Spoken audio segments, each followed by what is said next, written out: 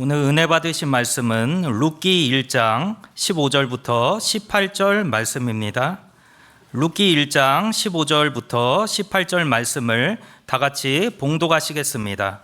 나오미가 또 이르되 보라, 내 동서는 그의 백성과 그의 신들에게로 돌아가나니 너도 너의 동서를 따라 돌아가라 하니, 룻이 이르되 내게 어머니를 떠나며 어머니를 따르지 말고 돌아가라 강권하지 마옵소서. 어머니께서 가시는 곳에 나도 가고 어머니께서 머무시는 곳에서 나도 머물겠나이다. 어머니의 백성이 나의 백성이 되고 어머니의 하나님이 나의 하나님이 되시리니, 어머니께서 죽으시는 곳에서 나도 죽어 거기 묻힐 것이라. 만일 내가 죽는 일 외에 어머니를 떠나면 야훼께서 내게 벌을 내리시고 더 내리시기를 원하나이다 하는지라. 나오미가 룻이 자기와 함께 가기로 굳게 결심함을 보고 그에게 말하기를 그치니라. 아멘. 할렐루야. 하나님 우리와 함께 하시고 우리를 사랑하시고 오늘도 변함없이 우리에게 은혜를 베풀어 주시는 줄 믿으시기 바랍니다. 저는 오늘 여러분들과 함께 룻기 1장 15절로 18절의 말씀을 가지고 하나님을 따르는 삶, 두 번째 이러한 제목으로 여러분과 함께 은혜를 나누겠습니다. 우리가 지난주에 하나님을 따르는 삶에 대해서 이야기를 나누었습니다. 정보의 홍수 속에서 진짜 필요한 정보를 찾아야 한다. 그리고 우리 인생에 우리가 살아가는데 정말 필요한 것이 무엇인지를 알고 또 그것을 찾고 그것을 알아가는 것이 무엇보다 중요하다 말씀을 드렸었고, 그런데 그것을 우리가 잘 알 수가 없다는 것입니다. 우리의 모든 길은 우리가 아는 게 아니라 그 길을 인도하시는 하나님께서 알고 계시는 줄 믿으시기 바랍니다. 그래서 그분께 나아가야 되고 그분을 붙잡아야 되는 것입니다. 많은 사람들이 진짜 필요한 것이 무엇인지 모르고 살아가고 있습니다. 우리 인생에 있어서 가장 필요하고 가장 중요한 것은 바로 우리 하나님이신 줄 믿으시기 바랍니다. 다른 것이 다 있는데 하나님이 없다라고 하면 그 인생은 아무 의미가 없는 인생이 되는 것입니다. 다른 것이 다 없어도 하나님만 계시면 우리 인생은 올바른 인생이 되는 것을 믿으시기 바랍니다. 오늘 우리가 읽은 이 본문에 나와 있는 룻은 하나님을 잘 섬겼던 나오미를 통해서 가장 필요한 하나님을 찾은 사람이었다라는 것이죠.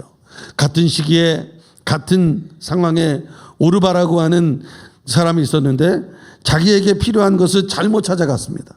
그래서 그 땅에 남아 있었지만 룻은 나오미를 보면서 하나님을 섬기는 삶이 어떤 것인지를 알게 되었고 인생에서 가장 필요한 것이 하나님이라는 것을 깨닫게 됩니다. 그래서 환경의 어려움이 예상되고 핍박이 예상되고 환난이 예상되어짐에도 불구하고 하나님을 찾는 믿음으로 어머니 나오미를 따라서 베들레헴으로 가게 되는 것입니다. 그러므로 우리가 이 땅을 살아가는 하나님의 사람으로서 믿음이 있는 사람이라고 하면 우리는 어떠한 환경에서도 하나님을 따르고 하나님을 붙잡아야 하는 줄 믿으시기 바랍니다. 이제 하나님이 우리 인생에서 가장 필요한 분이시고 가장 중요한 분이시라는 것을 깨닫고 그분을 따르기로 결정했다라고 하면 그 다음에 우리가 해야 하는 것이 있다는 것이죠. 그것이 무엇이냐, 바로 하나님께 전념해야 된다는 것입니다. 올인해야 된다는 거예요. 두 번째 뭐냐? 필요한 것에 전념해야 한다, 이 이야기입니다. 룻은 자기에게 필요한 것이 무엇인지를 깨달은 이후에 자기 시어머니에게 전념하고 있는 것을 보게 됩니다. 세상 말로 그냥 어머니가 말하면요, 그게 뭘로 뭐 한다 그래도 그냥 다 듣고 따릅니다. 어머님이 하라는 대로 하고 있습니다. 나중에 보면 이 시어머니 말대로 보아스와 결혼을 하게 됩니다. 그것도 다 누가 뒤에서 조종을 한 거예요? 어머니인 나오미가 하라는 대로 했어요. 나오미의 말이라면 절대 그냥 노를 하지 않습니다. 무조건 예스, 절대 순종이었어요. 그리고 나오미가 룻을 다 코치하고 있는 거예요. 그래서 결국은 룻을 예수 그리스도의 족보에 넣게 만들어 주었습니다. 룻기서 3장 1절에 보면 이렇게 말합니다. 읽어볼까요? 룻의 시어머니 나오미가 그에게 이르되 내 딸아 내가 너를 위하여 안식할 곳을 구하여 너를 복되게 하여야 하지 않겠느냐.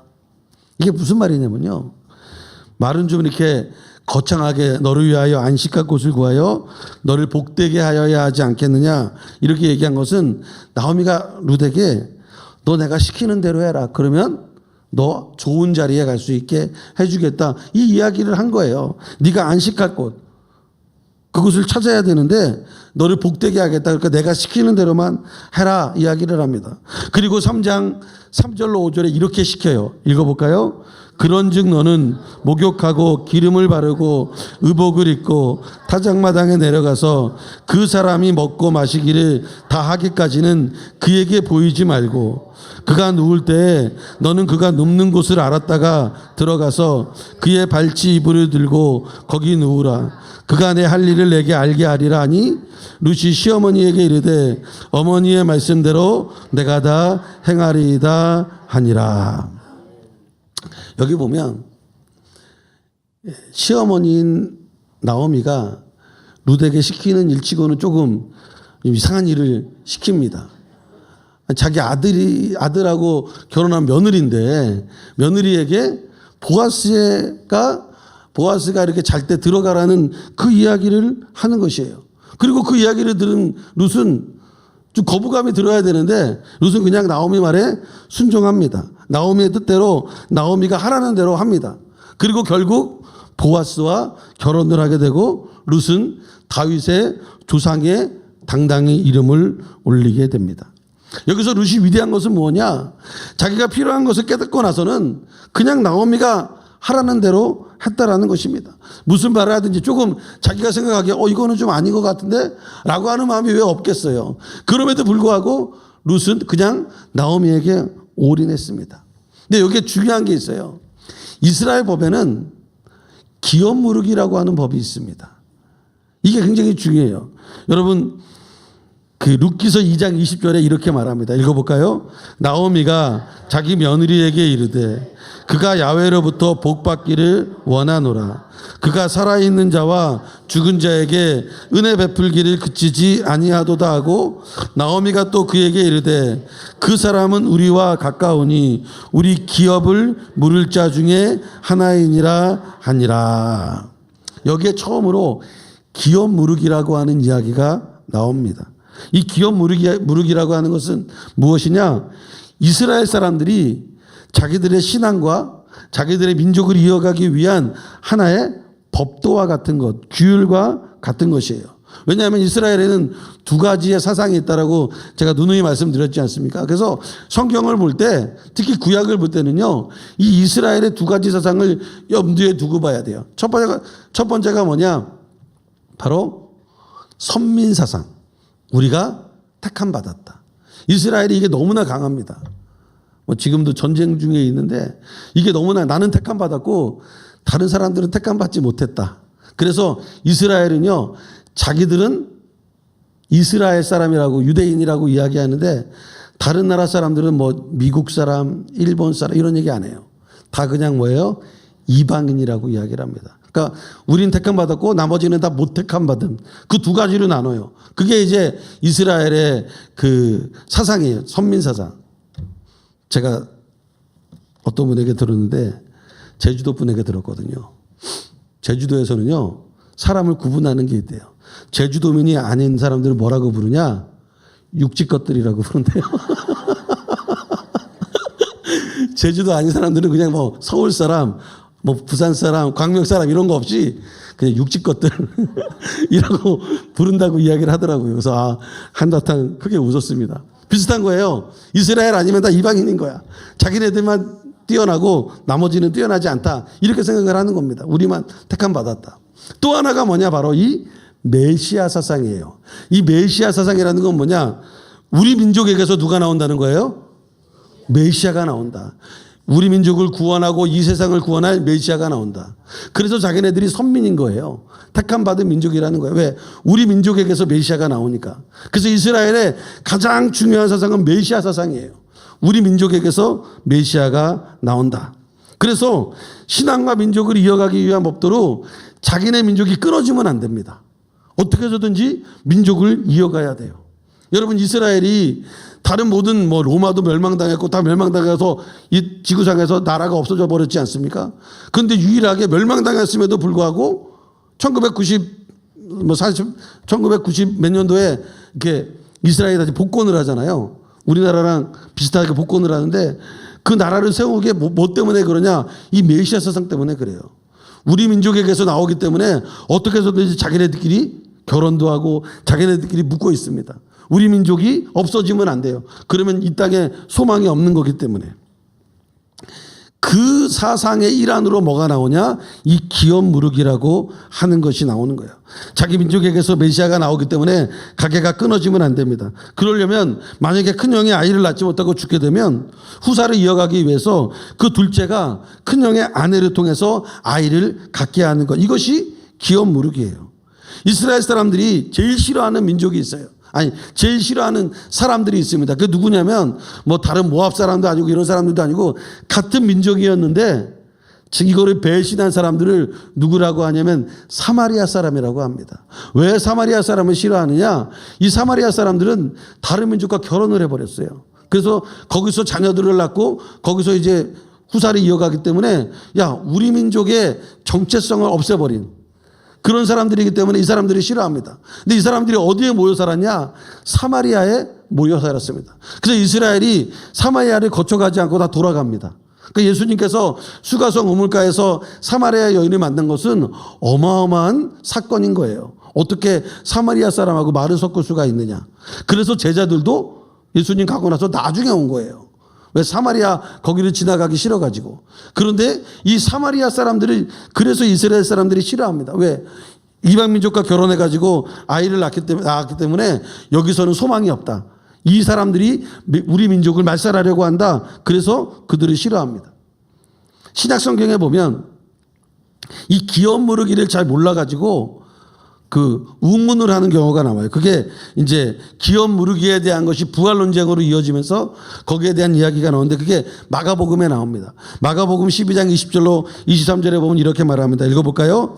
7형제가 있었는데 마지가 아내를 취하였다가 상속자가 없이 죽고 둘째도 그 여자를 취하였다가 상속자가 없이 죽고 셋째도 그렇게 하여 7이 다 상속자가 없었고 최후의 여자도 죽었나이다. 7사람이 다 그를 아내로 취하였으니 부활 때 곧 그들이 살아날 때 그 중에 누구의 아내가 되리까? 이스라엘 사람들은 이거에 대해서 당연히 알고 있어요. 뭐냐면 이거 기업무르기인데 기업무르기를 모르는 사람이 질문을 한 거예요. 그래서 이렇게 질문을 합니다. 여러분, 엘리멜렉에게도 두 아들이 있었지 않습니까? 그런데 이 엘리멜렉 가문의 두 아들이 후사를 잊지 못하고 죽었습니다. 그래서 베들레헴으로 돌아온 나오미는 자기 가게에서 기업의 후사를 이으려고 했어요. 그 후사를 이어가기 위해서 누구를 선택했냐? 보아스를 선택한 거예요. 그러니까 나오미가 이상한 게 아니에요. 나오미는 메시아를 나오게 하기 위해서, 즉 메시아 사상에 갖고 있었기 때문에 자기 가문에서 나오게 하려면 후사를 이어야 되는 거예요.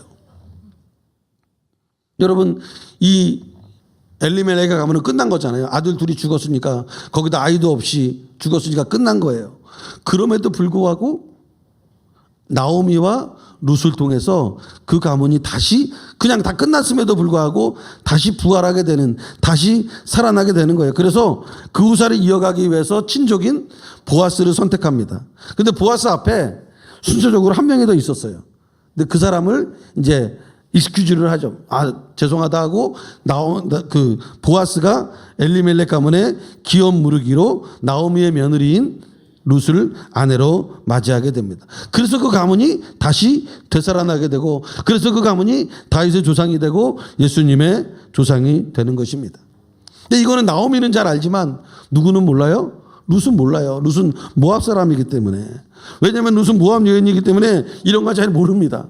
그런데 룻은 그런 것을 개의치 않고 자기가 따르기로 한 나오미의 말 그대로 전념하고 그대로 했어요. 그러자 인생이 완전히 역전이 됐습니다. 청산과부에서 이제는 떳떳한 그 보아스의 부인으로서, 그리고 다윗 왕의 족보에 올라가고 예수님의 족보에 올라가는 그러한 역사가 일어나게 됐다라는 것입니다. 여러분, 성공하는 인생과 성공하지 못하는 인생의 차이가 무엇인지 아십니까? 그것은 바로 전념하느냐 전념하지 못하느냐의 차이라는 거예요. 우리 다 예수 믿는 사람들이 모이는데 어떤 사람은 복 받고 어떤 사람은 복을 받지 못하는 그 모든 원인이 어디에 있냐? 전념하느냐 전념하지 못하느냐, 집중하느냐 집중하지 못하느냐에 있다는 것입니다. 오늘날 너무나 많은 사람들이 복잡하게 살아가고 있어요. 여러 가지 일을 해요. 한 가지만 하면 좋은데 너무나 일을 많이 하고 복잡해가지고 막 자기도 뭐가 뭔지 모르고 일의 순서도 꼬이고 그러는 경우들이 많이 있습니다. 그러다 보니까 문제가 생기고 그러다 보니까 어려움을 당하는 거예요. 하나님께서 모든 인간에게 똑같은 시간을 주셨습니다. 하루 24시간 똑같이 주었어요. 그런데 어떤 사람은 성공하고 어떤 사람은 실패합니다. 그게 바로 집중력의 차이라는 거예요. 제가 한 2년 전인가 EBS에서 텔레비를 보는데 EBS에서 재밌는 실험을 하더라고요. 어떤 실험을 했냐면 그 학교에서 1등 하는 아이와 그 학교에서 한 30등 정도 하는 아이, 중간 정도 하는 아이가 어떻게 공부하는지 공부 습관을 체크하기 위해서 책상 위에다가 카메라를 달았어요. 그래가지고 그거를 보여주는 거예요. 똑같이 그 화면을 양분한 해가지고 똑같은 시간을 공부하게 시키고 그거를 이제 빨리 감기로 해가지고 보여주는데 1등 하는 아이는요, 1등 하는 아이도 물론 핸드폰을 갖고 있었어요. 그리고 30등 하는 아이도 핸드폰을 갖고 있는데 근데 그 뭐 핸드폰을 뺏고 이러지 않고 똑같은 환경에서 공부하라고 시키고 그 다음에 어떻게 하는지를 CCTV로 보는 거예요. 그 카메라로. 재밌는 건 1등 하는 친구들은 그 핸드폰을 봐요. 보는데 딱 보다가 딱 공부할 시간이 되니까 딱 덮어. 그리고 한 번도 안 봐요. 공부 끝날 때까지 집중하더라고. 30등 하는 아이도 덮더라고요. 근데 30분이 못 가. 한 번 열어봤다가 다시 덮고 하다가 다시 한 번 열어보고 덮고.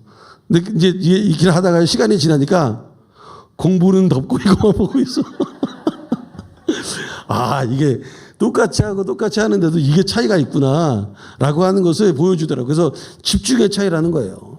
잘하는 친구와 못하는 친구의 차이는 집중의 차이라는 겁니다. 여러분, 우리가 신앙생활도 마찬가지예요. 하나님 다 믿고 있고 하나님 열심히 믿고 있어요. 그런데 얼마만큼 주님께 집중하고 있느냐, 여기에서 복을 받는 차이가 있다는 것입니다.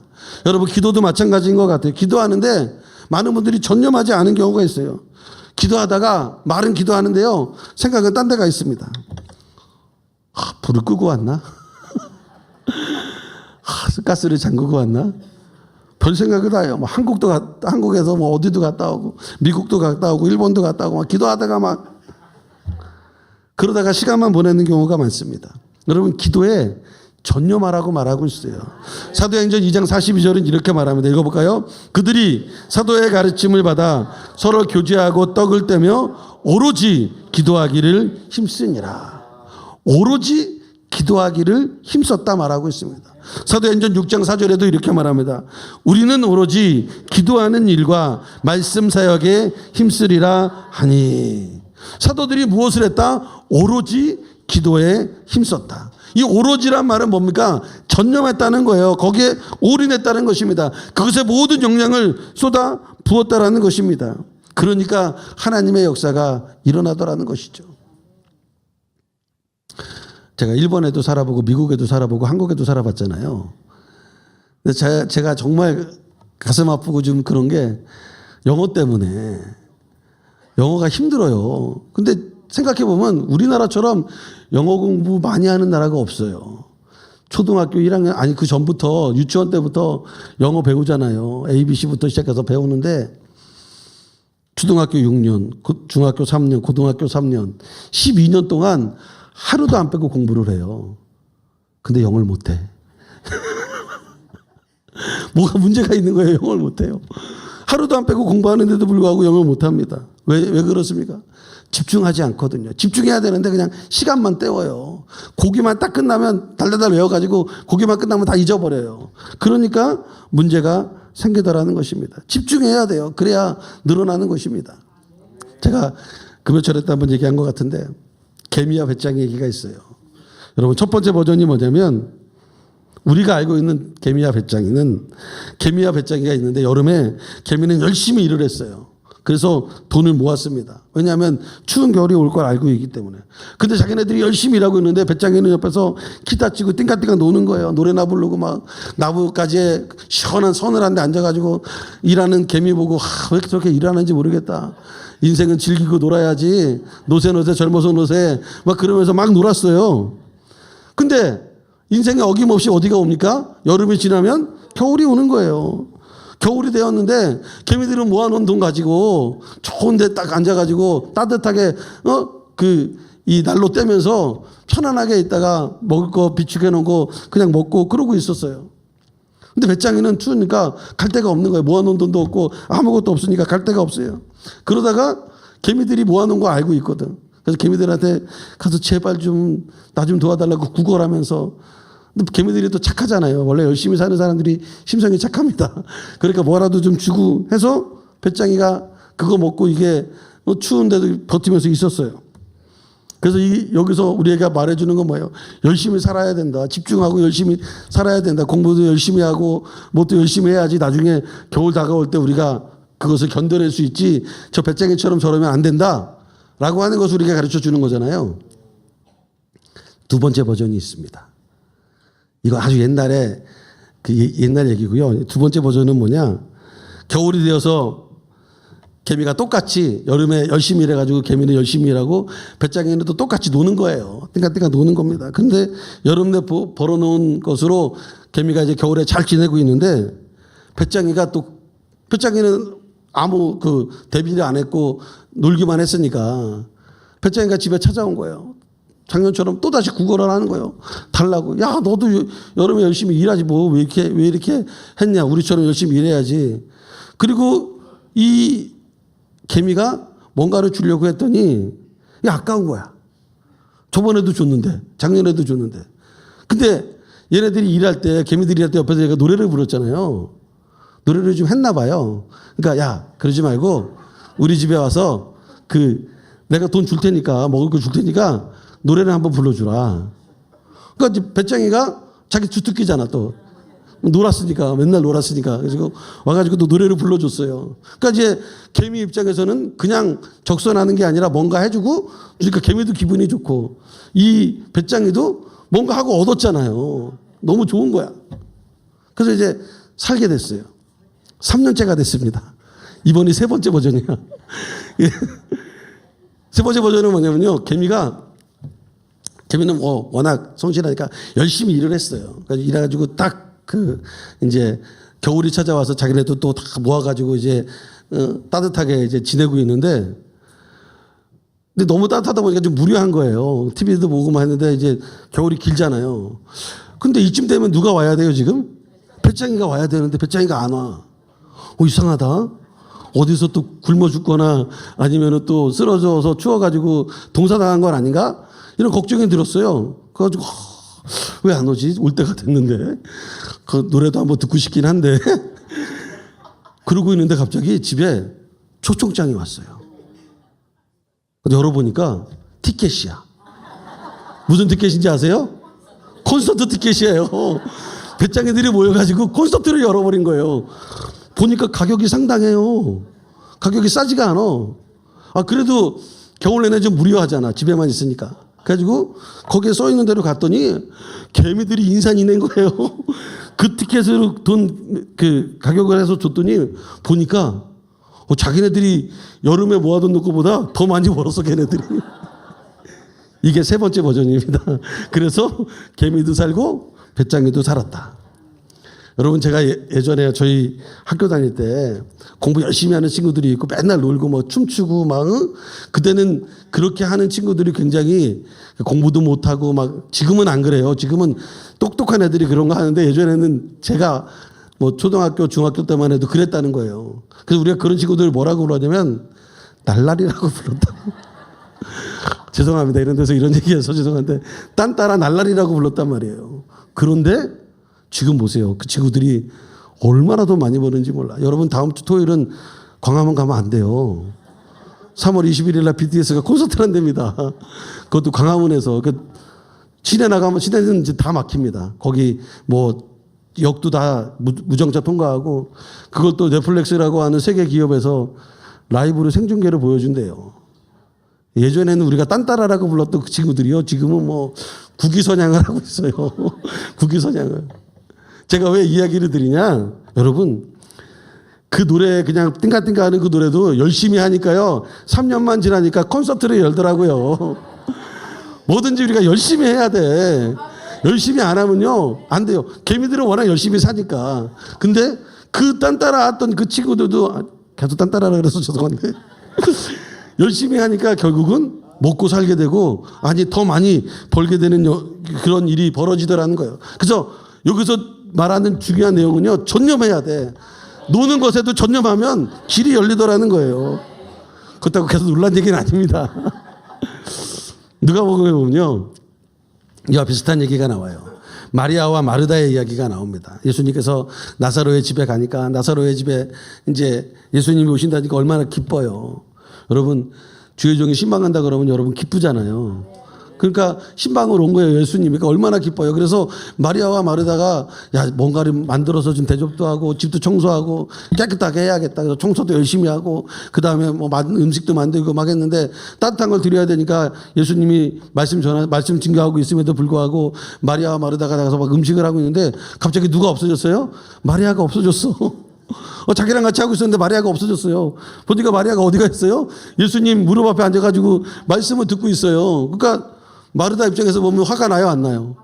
화가 나지. 나도 말씀 듣고 싶어. 근데 우리 집에 왔는데 예수님이 어떻게 그냥 보내. 그래서 뭐라도 만들어서 대접하고 싶어서 하고 있는데 나를 도와줘야 돼. 동생은 지금 저기 가서 예수님 말씀 듣고 있으니까 화가 난 거예요. 그래서 하지 말아야 될 일을 합니다. 뭐라냐면 예수님 마리아가 지금 저기 있으면 안 돼요. 나 도와서 좀 도와주게 해달라고 얘기 좀 해주세요. 그러니까 예수님이 뭐라 그러냐면 누가복음 10장 42절입니다. 읽어볼까요? 몇 가지만 하든지 혹은 한 가지만이라도 족하니라. 마리아는 이 좋은 편을 택하였으니 빼앗기지 아니하니라 하시니라. 마리아와 마르다의 차이가 무엇입니까? 같은 집에서 같은 밥 먹고 같은 시대를 살고 같은 환경이었습니다. 그러나 이들의 차이는 뭐냐? 집중의 차이라는 거고 주님께서 마리아 보고 가라 그러지 않고요. 마르다에게 오히려 뭐라 그래요? 야, 한 가지만 해라. 나 안 먹어도 상관없는데 한 가지만 해야지. 마리아는 이거 택했으니까 빼앗기지 아니할 것이다 라고 이야기를 하고 있습니다. 우리들도 마찬가지예요. 우리가 해야 되는 일이 있단 말이죠. 우리가 교구에서, 우리가 교회에서, 우리가 예수님을 믿음으로 말미암아 해야 되는 일이 있어요. 그런데 모든 사람들이 그것을 열심히 하지 않고 대충 하고 그냥 내가 할 거 다 했다 하는 것으로 끝납니다. 이 정도 했으면 됐지라고 생각합니다. 여러분 인생에서 이 정도 했으면 됐지가 없어요. 우리는 최선을 다해야 돼요. 열심을 다해야 돼요. 우리에게 필요한 것이 하나님이시라는 것을 깨달았고 우리에게 필요한 것이 주님이라는 것을 깨달았고 그분을 붙잡았으면 이제 거기에 올인해야죠. 룻이 올인하니까 나오미에게 올인하니까 하나님의 역사가 일어나게 된 것입니다. 디모데후서 4장 2절은 그것을 이렇게 말합니다. 읽어볼까요? 너는 말씀을 전파하라. 때를 얻든지 못 얻든지 항상 힘쓰라. 범사의 오래 참음과 가르침으로 경책하며 경계하며 권하라. 주님이 뭐라 그래요? 때를 얻든지 못 얻든지 말씀을 증거하라는 거예요. 우리가 쭈뼛쭈뼛해서는 안 돼요. 말씀을 증거해야 돼요. 그러면 하나님의 역사가 일어나게 되는 줄 믿으시기 바랍니다. 여러분 광명사거리는요 말씀 증거하기 너무 좋은 장소예요. 복음 증거하기 너무 좋은 장소예요. 여기에 이처럼 사람이 많이 지나다니는 걸 전 어저께 오후에 광명시장에 갔습니다. 광명 전통시장 앉아서 또 아시는 분 만나가지고 인사도 하고 그 평상복귀고 갔는데 누가 갑자기 목사님 그러고 인사를 하시더라고요. 그래가지고 거기 사람 많잖아요. 사람 많은데 인사해서 저도 인사하고 이렇게 보내드리고 가서 이제 한 바퀴를 쭉 돌아봤는데 토요일 날인데 사람이 그냥 세상 말로 어깨를 다 내줘야 돼.